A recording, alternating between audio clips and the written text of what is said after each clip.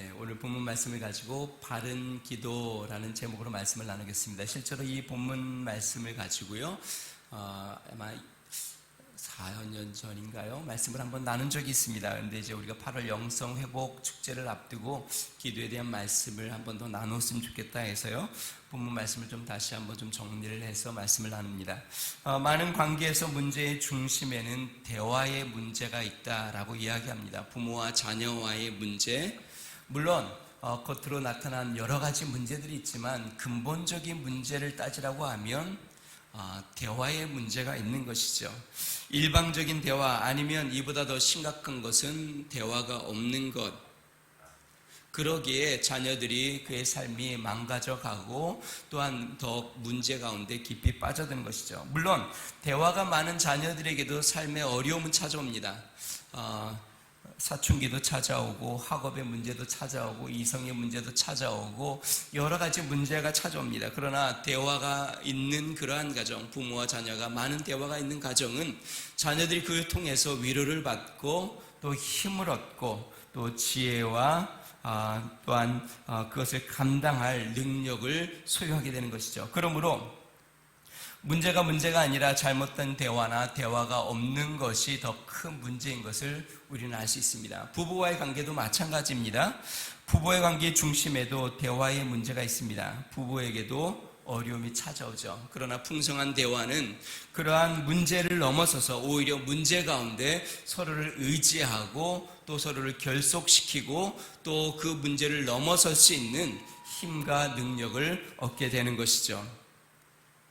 수년 전에요, 그 TV 프로그램 중에 개그 프로그램인데 개그 콘서트라고 여러분 아시죠? 오래전에 봤던 것이 기억이 나서 한번 찾아봤는데요. 한국 가정의 대화가 부족한 실상을 풍자한 코너가 하나 있었습니다. 대화가 필요해.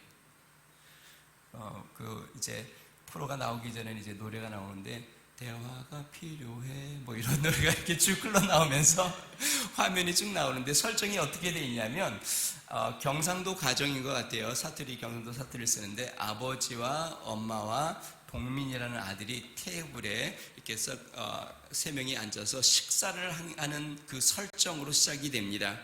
항상 첫 대사는 아버지가 시작을 하는데요. 대사를 어떻게 시작하냐면 이렇게 시작을 해요. 밥 먹자. 이러고 이제 그 코너가 시작이 됩니다.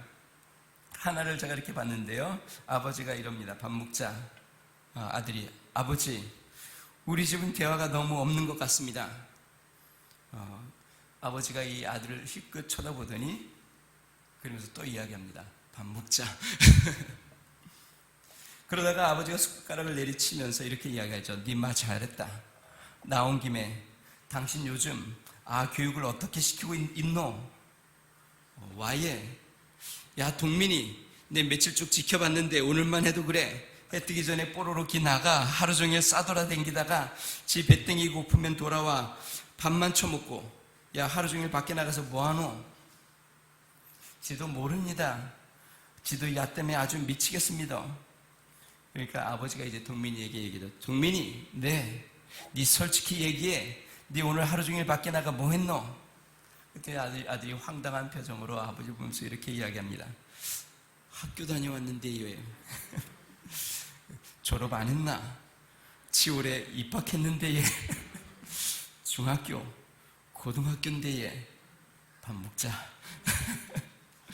그렇게 밥을 또 먹다가 이제 엄마가 이제 한마디 합니다. 동민이 아버지, 당신 요즘 수상합니다. 왜 또? 아니 이틀 전에 보경이 엄마가 봤다 가던데 당신이 차에 어떤 술 취한 여자 옆에 태워갖고 문 깔딱 열어주고 깔딱 닫아주고 빵긋빵긋 웃으면서 분위기 참 좋다 하대. 당신 요즘 뭐하고 댕깁니까? 그 여자 누굽니까? 이 아버지가 아주 황당한 표정으로 그 아내를 보면서 이렇게 이야기합니다. 나 택시한다 아이가. 언제부터 얘? 한 15년 됐지. 그러니까 어머니가 이야기합니다. 밥 먹읍시다. 그러니까 전혀 대화가 없는 가정에 대해서 그렇게 식탁에 앉았지만 전혀 대화가 없고 서로 무엇을 하는지, 어떻게 지내는지, 어떤 문제가 있는지 전혀 모르는 그런 가정에 대해서 풍자한 그러한 계획이었습니다. 여러분, 기도를 무엇라고 정의할 수 있을까요? 기도는 하나님과 갖는 대화이죠. 그 대화에는 사랑의 고백, 도움의 요청, 필요의 간구, 심정을 나누는 것, 감사를 표현하는 것, 이 모든 것들이 다 들어가 있죠. 하나님과 대화하지 않는다는 것은 하나님에게 사랑의 고백을 하지 않는다는 뜻이고, 하나님 앞에 기도하지 않는다는 것은 하나님께 간구도 필요를 구하지도 않는다는 뜻이고, 하나님 앞에 기도하지 않는다는 것은 내 심령을 하나님 앞에 토로하지도 않고 혼자 끙끙 앓거나 혼자 고민한다는 뜻이고, 하나님 앞에 기도하지 않는다는 것은 하나님께 그 어떠한 것도 감사의 표현을 하지 않는다는 것이죠. 하나님과 대화를 갖지 않는다는 것은 하나님과의 관계가 깨어져 있고 하나님과 관계가 멀어져 있고 지금 하나님과 소통이 되어 있지 않다는 것을 보여주고 있습니다. 그러므로 하나님과 대화가 끊어지면 우리의 삶은 메말라가고 우리의 심령은 답답해져 가고 우리는 삶의 조그만 문제에도 두렵고 또한 힘에 겹고 좌절하고 용기를 내지 못하는 것이죠. 그러나 문제를 들고 하나님 앞에 나아가면 하나님께서 우리의 짐을 덜어주시고 하나님께서 소망의 길, 갈 길을 열어주시고 하나님께서 우리에게 용기를 주고 위로를 주고 힘을 주시는 것입니다. 그러므로 우리는 하나님과 대화를 통해 우리의 삶의 문제를 극복하고 우리의 삶에 주어진 많은 역경 가운데 대화를 통해 위로를 받고 힘을 얻고 나아가는 것이죠. 그러므로 기도가 필요한 때입니다. 제가 몇 주 전부터도 계속 이야기하지만 지금 가장 힘든 시간들을 우리의 모든 사람들이 모든 우리 가정들이 지내고 있습니다. 인류 역사상 없었던 그러한 이런 위기들을 맞고 있죠. 기업을 하는 사람은 기업을 하는 사람대로, 또 학생들은 학생대로, 직장인들은 직장인대로, 교회는 교회대로 말할 것도 없이 모든 사회 각 분야에서 큰 위기를 만나고 도대체 길이 보이지 않는 이런 상황입니다. 여러분, 이 위기를 우리가 어떻게 극복하고 승리하고 여기에서 길을 찾을 수 있을까요? 무엇이 필요해요? 대화가 필요해. 하나님 앞에 대화하는 것이 필요합니다. 우리의 삶의 상황을 하나님 앞에 아뢰고 나의 문제를 주님 앞에 고백하고 지금 내 마음이 어떤지, 지금 내가 처한 상황이 어떤지, 지금 우리 주변의 환경이 어떠한지, 지금 나에게 어떠한 고통과 아픔이 있고 나는 지금 어떠한 생각을 하고 있는지, 나는 지금 무엇 때문에 힘들고 지치고 어려운지 우리 하나님과 대화가 필요합니다. 그것을 우리는 기도라고 합니다. 오늘 본문은 예수님께서 기도에 대한 가르침을 주시는 말씀입니다. 그러면서 예수님께서 이렇게는 기도하지 마라, 이러한 기도는 안 된다 라고 이야기하면서 오히려 반면교 올바른 기도가 무엇인지를 설명하는 내용이 오늘 본문 말씀입니다. 여러분, 하나님이 원하시는 기도, 하나님이 우리에게 바라시는 기도, 우리에게 응답하시는 기도는 어떠한 기도인가? 바른 기도는 어떤 기도인가? 이제 우리가 기도를 시작을 하고 또 기도하면서 하나님 앞에 나갈 텐데 어쩌면 막연하신 분이 있을지도 모르겠어요. 내가 기도해 본 적도 없고 또 어떻게 하는 것이 응답받는 기도인지, 기도는 어떻게 해야 하는 건지 전혀 저는 잘 모르겠습니다 라고 하는 분들이 있을지 모르겠어요. 그래서 예수님께서 오늘 우리에게 이런 말씀을 주신 것입니다. 주님이 원하시는 바른 기도는 어떠한 기도인가? 오늘 본문 말씀을 통해서 우리가 배우면서 우리가 바른 기도를 주님 앞에 드리도록 힘쓰겠습니다. 첫 번째 바른 기도는요, 진정성이 있는 기도입니다. 예수님께서 본문에서 기도하는 두 부류의 대상을 언급했습니다. 한 부류는 그 당시에 종교적인 열심을 낸다고 하는 유대인들 중에도 유대인, 바리새인, 가장 경건하다고 생각하는 바리새인에 대한 이야기고, 또 하나는 그 바리새인들, 유대인들이 정말 하찮게 여기고 저주받았다고 생각하는 이방인들의 기도에 대해서 이야기합니다. 그런데 예수님께서 이 두 기도의 예를 들면서 이 두 기도 모두 다 잘못된 기도, 이렇게 드리지 말고 이와 반대적인 기도를 드리라고 이야기합니다. 자, 그러면 먼저 유대인의 기도를 살펴보겠습니다. 5절 말씀 같이 한번 읽어보겠습니다. 같이 있습니다. 시작. 또 너희는 기도할 때에 외식하는 자와 같이 하지 말라. 그들은 사람에게 보이려고 회당과 큰 거리 어귀에 서서 기도하기를 좋아하느니라. 내가 진실로 너에게 이르노니 그들은 자기 상을 이미 받았느니라. 자, 먼저는 경건하다고 하는 유대인들에 대한 언급을 하는데요. 여러분, 그 당시에 유대인들은 특히 경건하게 신앙생활 하려고 하는 사람들은 하루에 몇 번 정도 기도했을까요? 하루에 몇 번 정도? 하루에 5번을 시간을 정해놓고 기도했습니다. 한번 옆에 분에게 여쭤보세요. 하루에 시간을 몇 번 정해놓고 기도하세요. 그러면 서로 좀 쑥스럽겠죠? 경건하다고 생각하는 그런 유대인들, 하나님을 잘 섬기려고 했던 분들은 하루에 5번을 시간을 정해놓고 기도를 했습니다. 처음에는요, 해 뜨기 전에 먼저 기도했고, 그 다음에 해가 진 후에 기도했습니다. 그래서 해 뜨기 전과 해 지고 난 후에 기도하는 기도문이 뭐였냐면 쉐마라는 기도문이었습니다. 여러분 잘 아실 겁니다. 신명기 6장 4절에서 9절에 나온 쉐마 기도문, 이것을 그들은 날마다 낭송하면서 해 뜨기 전과 해 질 때에, 해 진 후에 하나님 앞에 기도를 올렸습니다. 이렇습니다. 이스라엘아 들어라.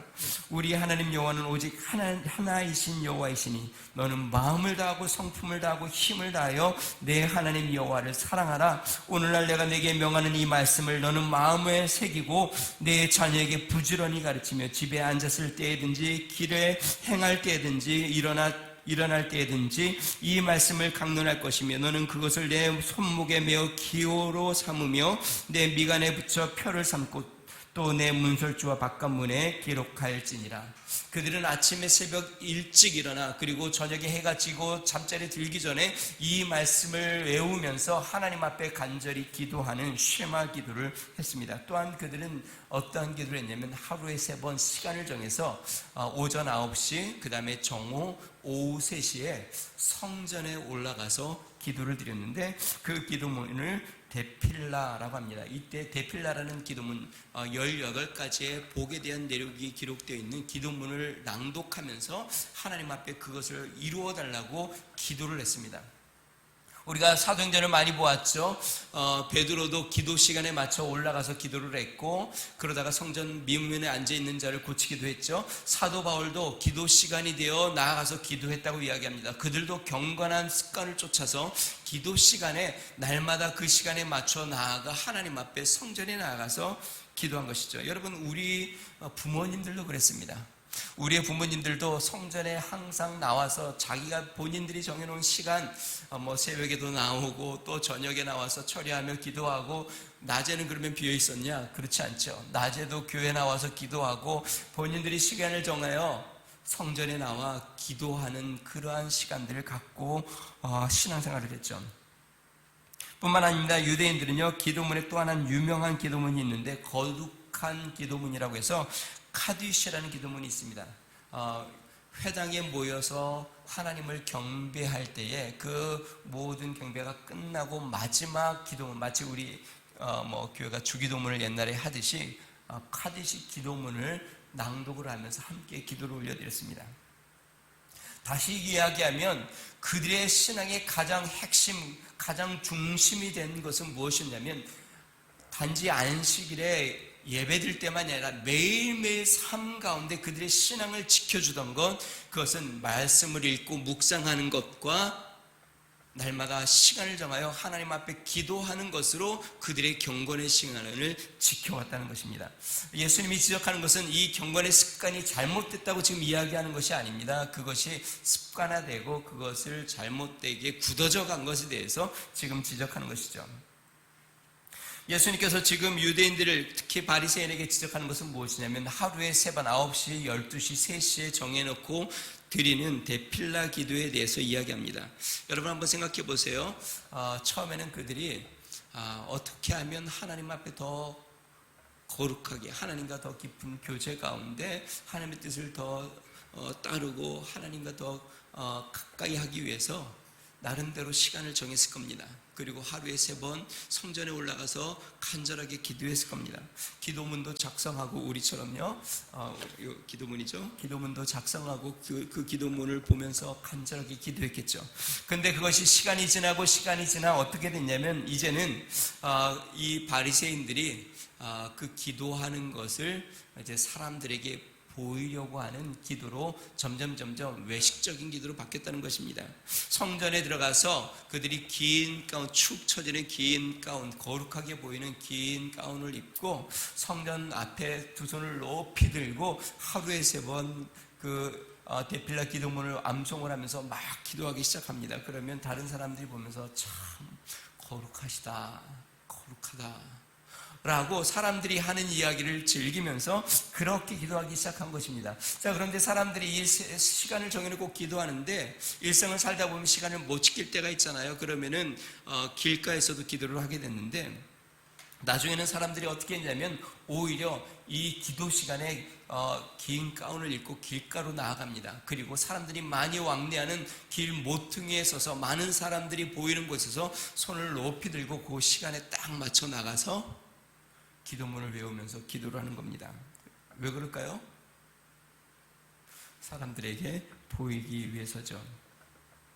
자, 그러면 예수님이 그들에게 어떠한 문제를 말씀하시는 걸까요? 5절에 그들의 특징에 대해서 이렇게 이야기합니다. 5절 다시 한번 볼까요?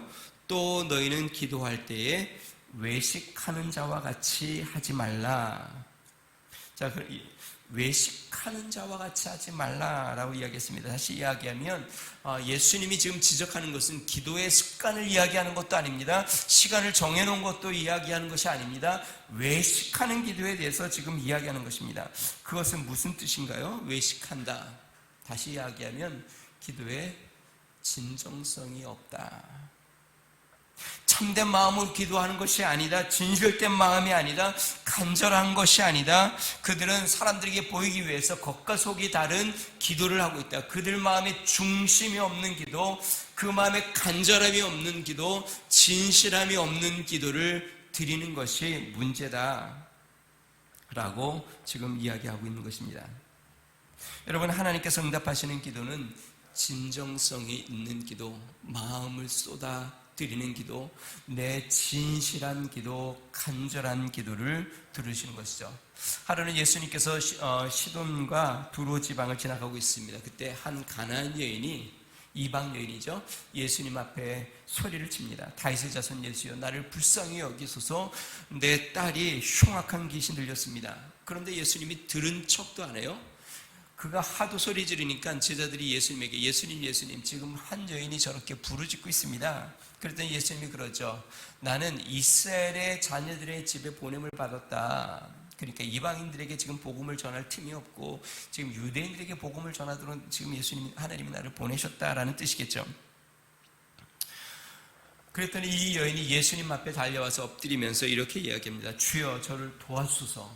그런데 예수님이 참 이렇게 어려운 말씀을 하시죠. 그 여인에게 이렇게 이야기를 해요. 자녀의 떡을 취하여 개들에게 던짐이 마땅하지 아니하다. 그러니까 이방인들은 개다라고 비유한 것이죠. 그러니까 자녀들의 떡을 개에게 줄 수 없다. 그때 여인이 뭐라 그래요? 주여, 올수이다마는 개들도 제 주인의 상에서 떨어지는 부스러기를 먹나이다. 이 이야기를 듣고 예수님이 이렇게 이야기하죠. 여자야, 내 믿음이 크도다. 내 소원대로 되리라. 그리고 성경 보니까 그 시로 그 딸이 낳았다. 여러분, 이 여인이 유대인이어서 그 딸이 낳은 것도 아니고, 이 여인이 경건해서 그 기도를 응답해 주신 것도 아니고, 이 여인이 정성을 다하거나 아니면은 예수님께 예물을 많이 바쳐서가 아니라 그의 간절한 진실이 예수님의 마음을 움직인 것이죠. 그 마음의 진정성이 예수님에게 느껴졌다는 것입니다. 사랑하는 성도 여러분, 기도 어떻게 해야 될까? 나는 유창히 말도 잘 못하고 기도를 오래 해본 적도 없고 어떻게 기도를 시작해야 되는지, 끝을 맺어야 하는지, 형식을 어떻게 해야 하는지 여러분 잘 몰라도 괜찮습니다. 주님의 이름을 부르고 진정성 있는 기도를 올리면 됩니다. 내 마음을 쏟아내면 됩니다. 여러분, 우리가 그렇잖아요. 정말 다급하고 힘들면 조리 있게 말이 나오나요? 최근에 그 국회 대정부 질문을 하는 그런 청문회가 쭉 이어지는데요. 그 주택 전세 3법이라고 최근에 굉장히 논란이 되고 있죠. 쭉 대정부 질문하는데 미래통합당의 그 한 여성 의원이 나와서 그거에 대해서 이제 자기 의견을 이제 발의하는 내용들 쭉 나오는데요. 여자분이 이제 가정 주부면서도 이제 의원이겠죠. 그런데 이게 굉장히 화제가 됐습니다. 사람들이 레전드다 이렇게 하고 5분 동안에 그의 연설이 그냥 사람들이 굉장히 많이 시청을 하고 그에 대한 공감의 글을 올렸어요. 내용은 둘째치고 이분이 올라와서 연설을 하는데 그렇게 하면 이제 서민의 삶이 너무 힘들어지고 어렵다. 이거를 이렇게 쉽게 통과시키면 안 된다라는 것을 이제 피력하면서 이야기를 하는데 영상을 보니까 이 여인이 손을 바들바들 막 떨어요. 온몸을 막 떨면서 얘기를 해요. 근데 말은 아주 차분하게 저렇게 쭉 얘기를 하더라고요. 다시 이야기하면 그 마음의 진정성을 갖고 이야기를 하는 거예요. 그러니까 사람들이 그것을 보고 정말 동감이 된다. 물론 그것이 옳고 그름을 떠나서 어느 정책이 옳고 그름을 정치적인 얘기를 하려고 하는 게 절대로 아닙니다. 제가 어느 당이 좋고 나쁘다라고 얘기하는 게 절대로 아니에요. 진정성이 있는 그러한 그의 이야기가 사람들의 마음에 감동을 줬다는 것이죠. 우리 하나님 앞에 우리가 기도할 때에 우리의 마음에 정말 진정성이 있어야 한다는 것이죠. 1998년도 우리나라 축구 국가대표팀 감독이 차범근 감독이었는데요. 그때 월드컵 예선 경기를 계속 치르고 있었습니다. 차범근 감독이 아주 독실한 기독교인이어서 경기 때마다 화면을 가끔 감독에게 이렇게 비춰질 때 경기 시작하기 전이나 골을 넣거나 아니면 이런 순간순간 감독의 표정을 카메라로 비춰주는데 그때마다 자주 비춰지는 게 뭐냐면 차범근 감독이 경기 시작하기 전에 두 손을 꼭 무릎을 모으고 두 손을 꼭 잡고 머리를 숙이고 간절히 기도하는 장면이 나와요. 또 선수가 골을 넣으면 또 그때도 또 간절히 손을 잡고 또 기도하는 장면이 나와요. 이런 모습이 자꾸 비치니까 도올 김용옥 교수가 공개적으로 일간지에 문제 제기를 했습니다. 이렇게 글을 올렸어요. 내용이 이렇습니다. 예수님은 오늘 본문 말씀을 인용해서 이렇게 썼어요. 예수님은 너희가 기도할 때 외식하는 자와 같이 사람에게 보이려고 회당과 큰 거리 어귀에 서서 기도하지 말라. 내 골방에 들어가 문을 닫고 은밀한 중에 계신 내 아버지께 기도하라고 했는데 말끝마다 매 행동마다 주님의 은총을 들먹이는 그대의 행태는 기독교 신앙의 실천이 아니요 한국 기독교의 병폐적 현상에 지나지 않는다라고 비판을 한 것입니다. 그러니까 자꾸 사람들에게 뭔가 보이려고 TV 앞에서 기도하는 척 이런 게 기독교의 병폐적인 모습이 아니냐라고 이야기한 것이죠. 그때 차범근 감독이 자신의 의견을 제시를 했습니다. 제가 읽어볼게요. 그렇지 않아도 월드컵 최종 예선이 끝나면 한가한 시간에 한 번쯤 나의 신앙 문제를 설명해야겠다고 마음 먹었었는데 오늘 김용옥 교수의 글을 읽고 바로 이 글을 쓰게 됐다. 국가대표팀 감독은 무조건 잘 싸워서 이기는 게 모든 국민의 바람이다. 그 기대와 희망을 고스란히 해결하고 충족시켜야 하는 게 바로 이 자리다. 나는 대범하지도 못하고 보잘것없는 인물이라 그럴 수도 있겠지만 경기 앞두고 숨이 막히는 고통에 시달리는 것, 그것은 어쩔 수 없는 나의 그릇이다. 그때마다 나는 엎드려 기도한다. 어린아이가 부모님 손을 잡고 가다가 무섭거나 겁이 나면 그 손을 더 꼭 쥐는 것처럼 지금 나는 내가 믿는 하나님의 손을 꼭 쥐고 도저히 놓을 수 없는 심정이다. 그래서 나는 늘 기도한다. 그러나 기도 전 벤치에 앉아 기도할 때나 경기가 끝난 후 하나님께 감사할 때나 한 번도 김 교수나 많은 사람들이 생각하는 것처럼 요란스러운 몸짓을 보이기 위해 그려본 적은 없다. 내가 인터뷰에서 주님께 감사한다고 말하는 것은 그것이 나의 삶 자체이기 때문이지 다른 목적이 있는 것은 결코 아니다. 차범근 감독이 그렇게 이야기를 해요. 경기를 앞두고 숨이 막히는 고통에 시달리는 것, 그것은 내 그릇이다.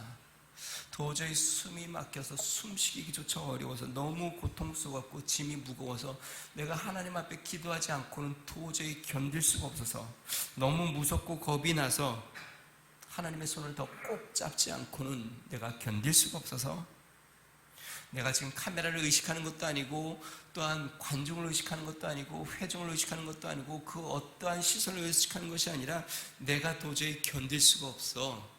나는 지금 하나님 앞에 기도할 수밖에 없는 그런 실정입니다.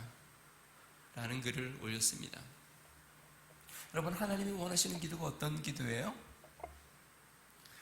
그런 중심에서 우러나오는 기도, 어떤 형식을 갖춘 기도나 아니면 거룩한 모습을 갖춰야 되는 것이나 그것을 이야기하는 것이 아니라 사람들에게 보이려고 하는 것이 아니라 정말 내 진정성이 있는 내 중심에서부터 견딜 수 없어 하나님을 놓치면 내가 살 수 없다는 그 두려움과 삶의 버거움과 숨이 막혀 견딜 수 없어 내가 하나님 앞에 부르짖지 않으면 살 수 없다는 그 중심에서부터 끓어오르는 기도, 내 딸이 지금 귀신이 들려 죽게 됐으니 살려달라고 애걸하며 하나님 예수님의 이름을 붙잡고 매달리는 기도,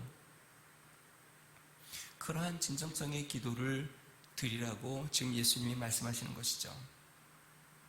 사랑하는 성도 여러분, 진정성 있는 기도로 주님 앞에 나가시기를 주님을 축원드립니다. 여러분 어떠세요? 요즘은 하루하루가 마치 살얼음을 걷는 듯한 느낌이 들지 않으세요?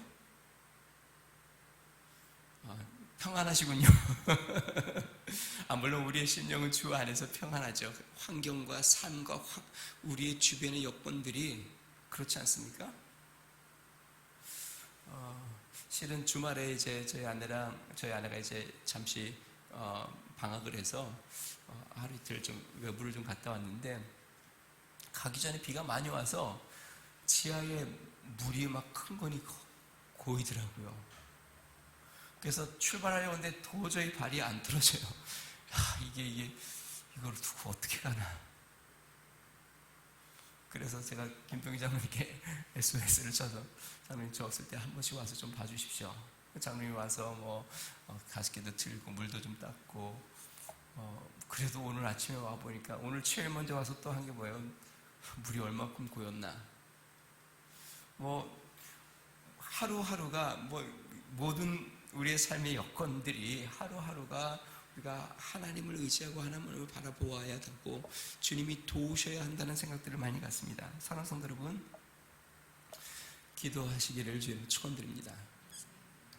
진정성 있는 기도, 마음을 쏟아놓는 기도, 정말 내 중심을 쏟아 구하는 기도, 하나님 앞에 형식만 갖는 기도가 아니라 마음을 쏟는 기도를 드리시기를 주님 축원드립니다.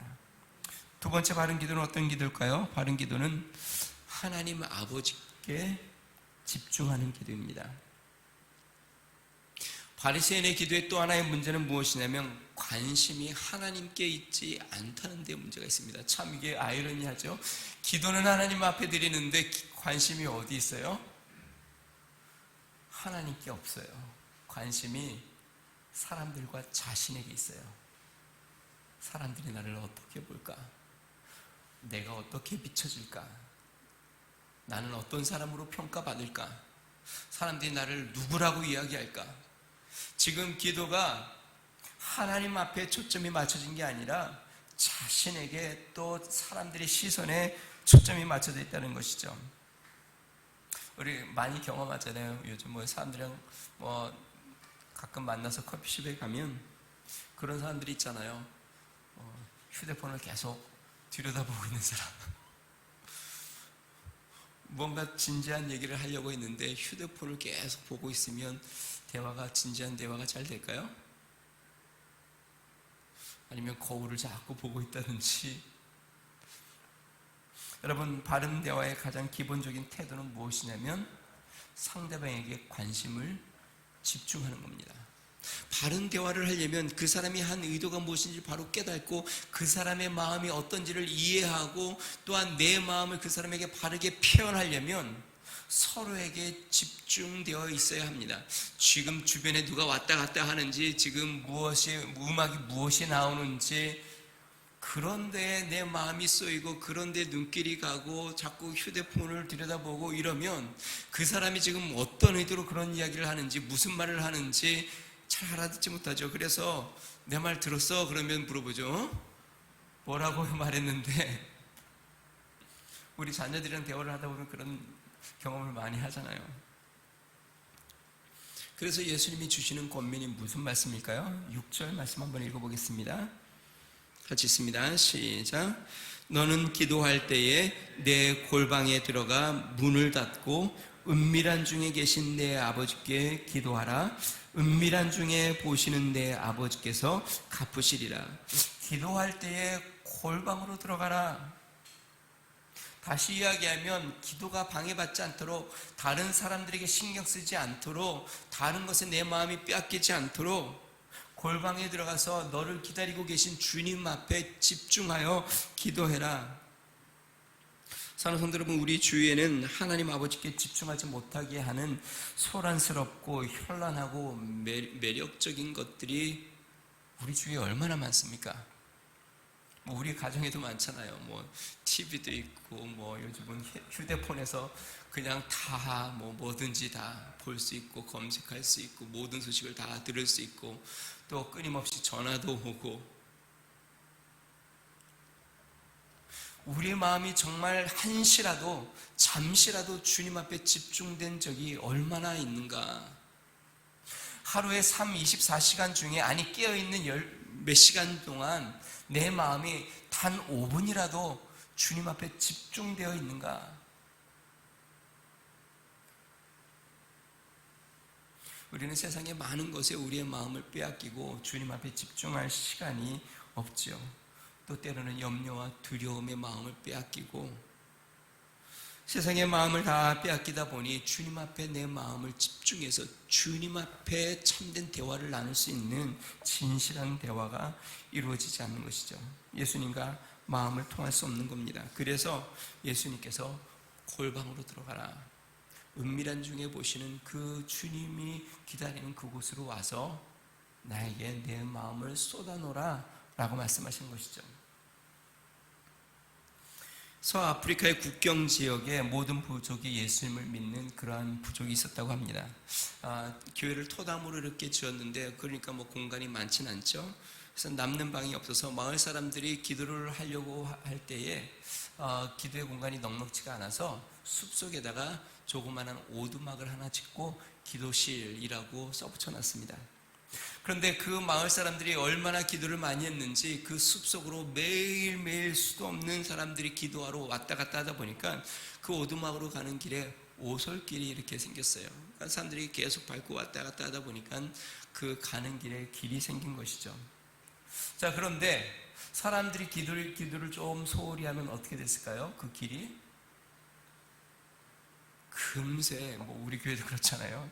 금세 잡초가 막 자라가지고 또 길이 없어지고, 또 사람들이 막 기도에 열심을 내면 또 길이 생기고, 이런 일들이 반복이 되는 거예요. 그런데 그들이 보니까 기도를 열심히 할 때는 교회도 굉장히 은혜롭고, 성도의 삶도 풍요롭고, 가정도 웃음꽃이 넘치고, 삶에 문제가 없는데, 기도를 쉬어서 그 오솔길에 잡초가 무성할 때를 보니까 삶이 너무나도 강팍해지고 서로 문제도 생기고 그 삶 가운데 고통이 많이 생기는 것을 보면서 그들이 잡초가 생길 때마다 의식적으로 더 기도하려고 오솔길로 오두막으로 나아갔다는 겁니다. 그렇게 몇 년 뒤에 그 마을에서는 마치 속담처럼 유행어가 생겼다고 합니다. 특히 어느 그 부족의 한 사람이 마음이 고통스럽고 힘들고 염려하고 근심하는 일을 보면 사람들이 속담처럼 이렇게 이야기했다고 합니다. 형제여, 마음의 길에 잡초가 자라고 있는 것 같군요. 마음의 길에 잡초가 자라고 있는 것 같군요. 다시 이야기하면 기도를 하지 않아 그 마음에 잡초가 자라 그 삶이 정리가 되지 않고 삶이 망가지고 있지 않는가라는 그러한 속담이 돌기 시작했다는 것이죠. 사랑하는 성도 여러분, 여러분들의 마음은 어떠세요? 혹시 잡초가 자라고 있지 않습니까? 여러분들의 마음에는 오두막으로 기도의 골방으로 나아가는 길이 깨끗하게 잘 만들어져 있습니까? 날마다 그 길을 밟고 나아가서 또 하나님 앞에 나아가 기도하고 기쁨고 밝은 모습으로 다시 돌아오는 그 기쁨의 발걸음이 날마다 있습니까? 8월 한 달 동안 시간을 정해놓고 골방으로 나아가시기를 주님으로 축원드립니다. 주님 앞에 한 시간만이라도 우리가 집중하는 시간을 가져보았으면 좋겠습니다. 다른 것을 다 내려놓고, 자녀의 문제도 좀 잠시 내려놓고, 직장의 문제도 좀 잠시 내려놓고, 또 내 마음의 모든 부담과 염려도 좀 내려놓고 주님 앞에 집중하고, 아니 어쩌면 그러한 것을 또 주님 앞에 내려놓으면서 주님 앞에 집중하는 그러한 시간, 내 기도하는 그 시간을 가져보시기를 주의로 축원드립니다. 하나님 앞에 집중하며 나아가는 바른 기도로 하나님의 은혜가 있으시길 바랍니다. 자, 마지막 세 번째로 바른 기도는 염려를 맡기며 구하는 기도입니다.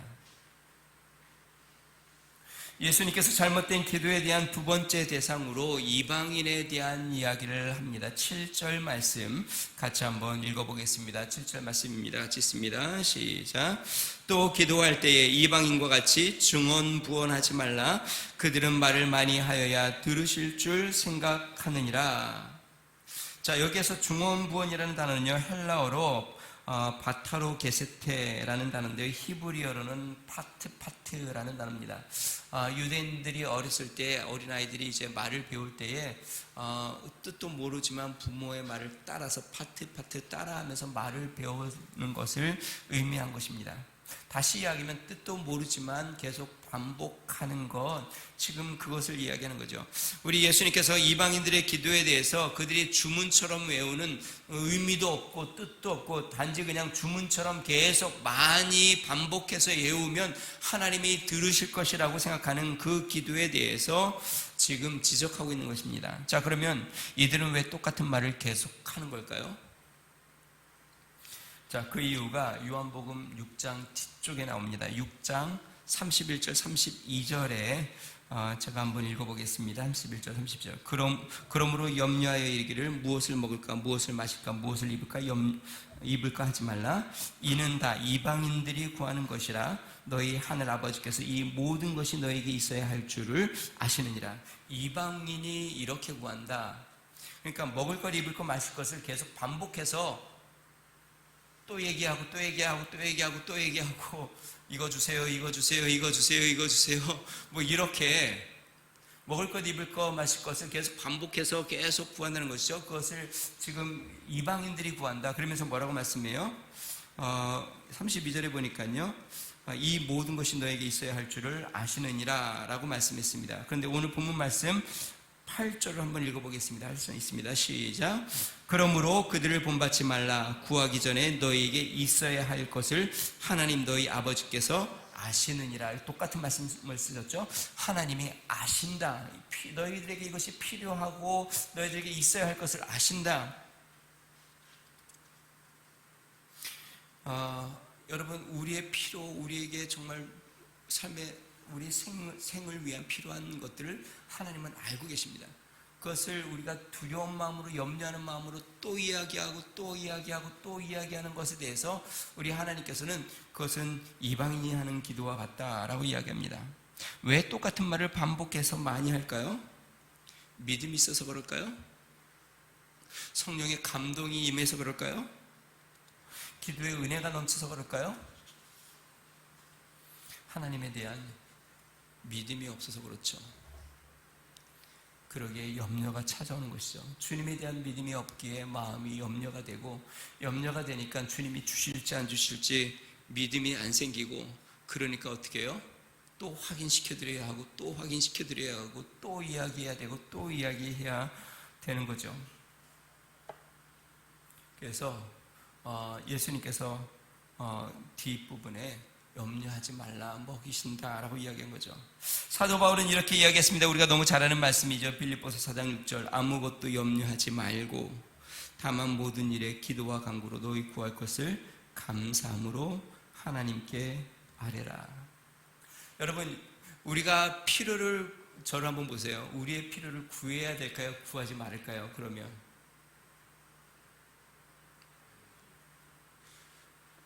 구하지 말아야 할까요? 이방인이 구하는 거니까 구해야 할까요?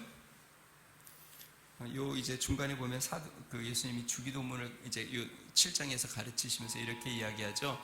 뭐라고 말씀하셨냐면 일용할 양식을 우리에게 주옵시고. 그러면 필요를 구하라는 거예요? 구하지 말라는 거예요?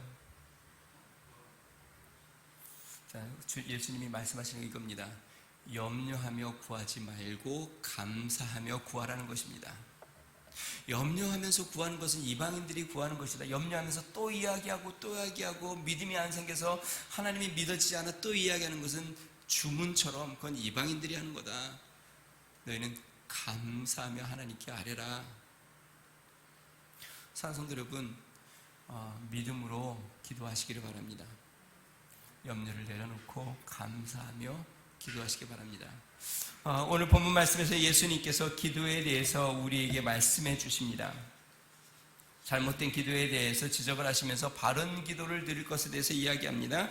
바른 기도는 진정성 있는 기도, 마음을 쏟아놓는 기도, 또한 바른 기도는 우리 하나님께 집중하는 기도, 바른 기도는 믿음으로 염려하지 않고 구하는 기도. 이번 한 주 우리 주님 앞에 그렇게 골방으로 나아가 기도하고 하나님과 동행하시기를 주님 축원드립니다. 우리 같이 한번 찬양하고 기도하고 마치겠습니다. 기도할 수 있는데 왜 걱정하십니까? 기도하면서 왜 염려하십니까? 혹시 마음속에 걱정과 염려가 있는 분이 계시다면 오늘 이 찬양을 통해서 주님을 바라보고 기도를 결심하시길 바랍니다.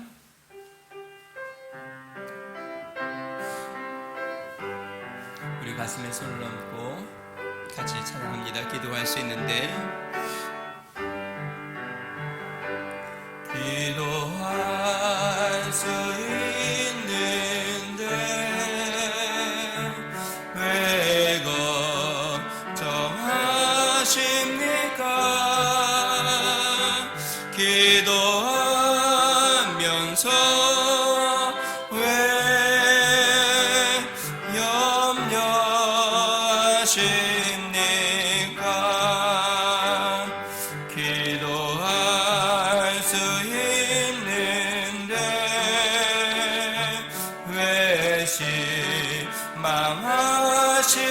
망하십니까? 기도하면서 왜 방황하십니까? 주님 앞에 무릎 꿇고 간구해 보세요. 마음을 정결하게 뜻을 다하여 기도할 수 있는데 왜 걱정하십니까? 기도하면서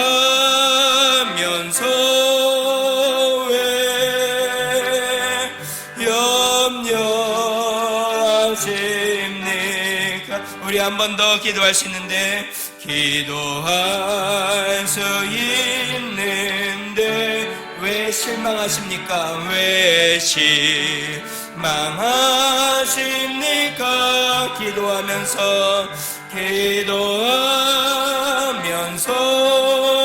왜 방황하십니까?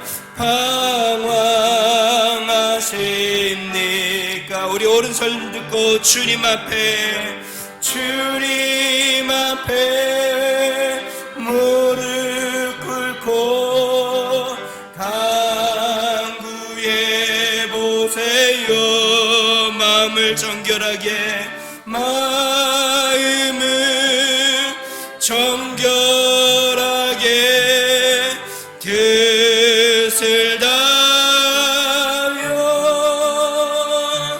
기도할 수 있는데 왜 걱정하십니까? 기도하면서 왜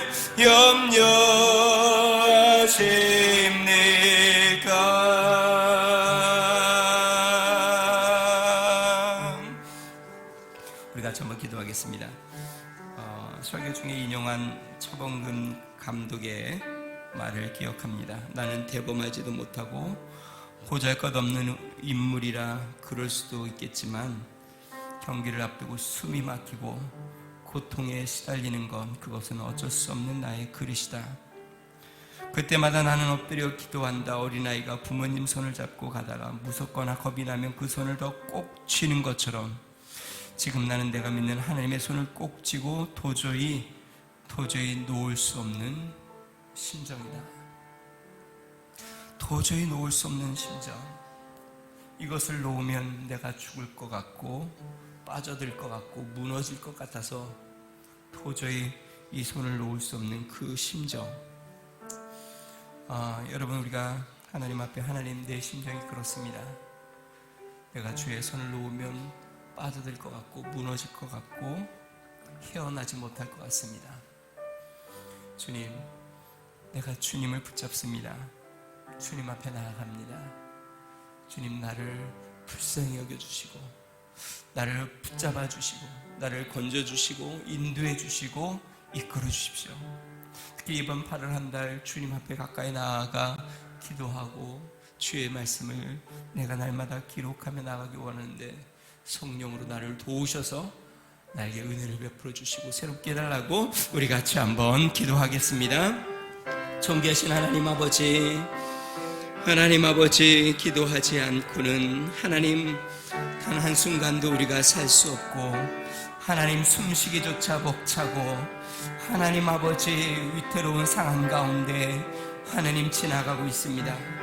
능하신 하나님 아버지 주님, 하나님 아버지 주의 이름을 부르며 우리의 마음을 주님 앞에 쏟아놓기 원합니다. 하나님 골방에 들어가 주의 이름을 마음껏 부르짖으며 우리의 마음을 토하기를 원합니다. 능하신 하나님 아버지 주님, 하나님 아버지 우리의 심령을 새롭게 하여 주시고 하나님 아버지 우리의 마음을 움직여 주시고 하나님 아버지 주님, 기도의 오솔길로 날마다 나아가 하나님 아버지 골방으로 들어가 기도하고 주님 앞에 집중하며 기도할 수 있도록 하나님 아버지 은혜를 더하여 주시고 역사하여 주시옵소서. 강팍한 우리 심령이 새로워지게 하여 주시옵소서. 두려워하는 우리 심령 가운데 용기를 더하여 주시옵소서. 무너져 내리는 우리의 삶 가운데 주님의 손길을 경험하게 하여 주시옵소서. 하나님 아버지 굳게 붙잡고 인도하시는 우리 하나님 앞에 하나님 아버지 날마다 기도로 나아가 하나님 아버지 밝은 얼굴로 응답받아 나오게 하여 주시고 하나님 아버지 주님으로서의 힘을 얻어 주님 앞에 영광을 돌리는 우리의 삶이 되도록 성령의 역사하여 주시옵소서. 하나님 아버지 우리의 모든 성도들의 가정, 하나님 아버지 자녀, 하나님 아버지 우리의 사업장과 직장, 하나님 아버지 우리의 삶의 모든 영역마다 우리 하나님 함께 하여 주셔서 하나님 아버지 기도로 우리 하나님과 동행하고 주님께 모든 짐을 내어 맡기며 주의 얼굴을 구할 때에 주의 역사하여 주시고 응답하여 주시며 능력으로 축복하여 주시옵소서. 주의 얼굴을 구합니다. 주님을 바라봅니다. 능하신 하나님 아버지, 하나님 기도하게 하여 주시옵소서.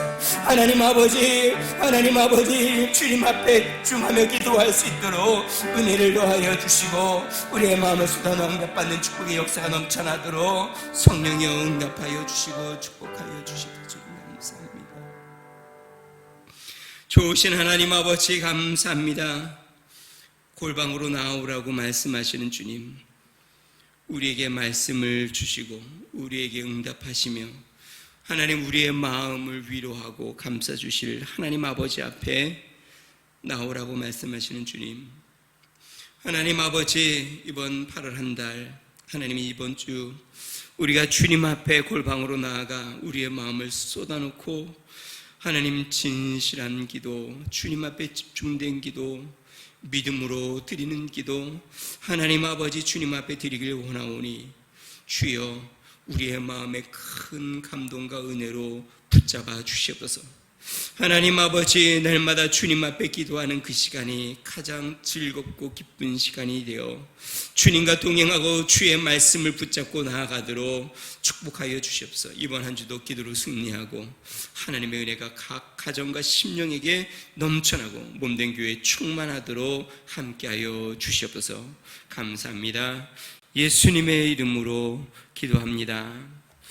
이제는 우리 주 예수 그리스도의 은혜와 하나님 아버지 무한하신 사랑과 성령님의 감동, 감화, 내주 충만케 하시는 종이 하나님 앞에 진실하게 집중하여 믿음으로 염려하지 않고 기도하기로 결심하는 믿음의 성도, 가정과 그들의 직장, 또한 사업장, 우리의 자녀들과 몸된 교회, 나라와 민족 위에 이제로부터 영원토록 함께 하시기를 간절히 축원하옵나이다.